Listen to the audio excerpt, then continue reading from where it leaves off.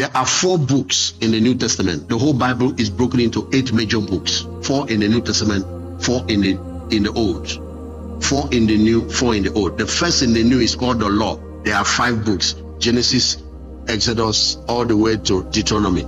The Pentateuch. The second set of books are the prophets. The third set of books are the wisdom books. I read from one of them, Ecclesiastes. There's a reason why I'm telling you this now. Each of these books have their own message. If you want to know what is right and wrong, if you want to know the moral laws of God, you read the first 5 books. That's the first 5 books of Moses, Genesis to Deuteronomy. If you want to know the future, not only the future of our world, the future of Israel and how everything, you read the prophets.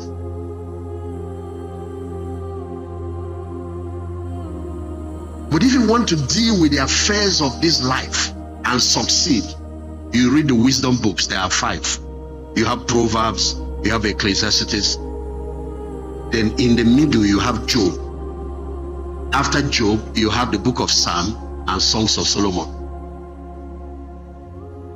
In the New Testament, you also have 4 sets of books. Of course, what completes the Old Testament is the last book we call the historical.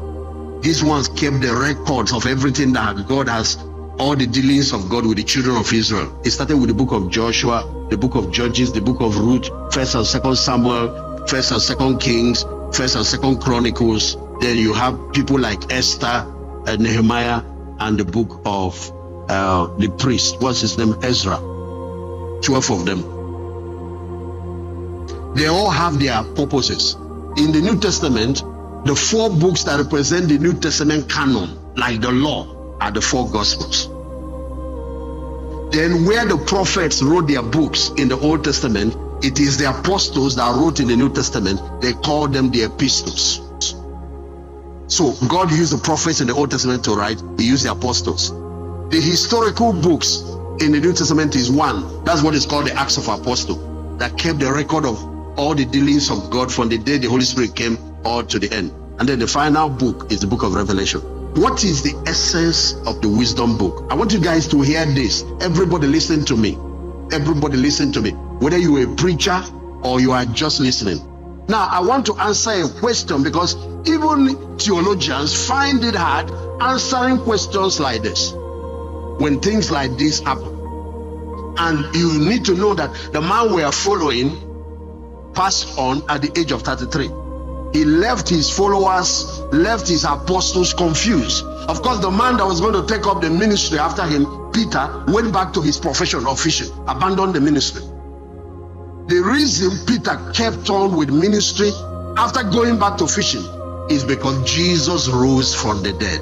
I want us to know that there is something about Christianity that is at the heart of it. And if that thing is not there, even me here, I will not be here preaching. I will not be a preacher. That thing is the fact that there is resurrection from the dead. This thing does not end here. It does not end here. It does not end here.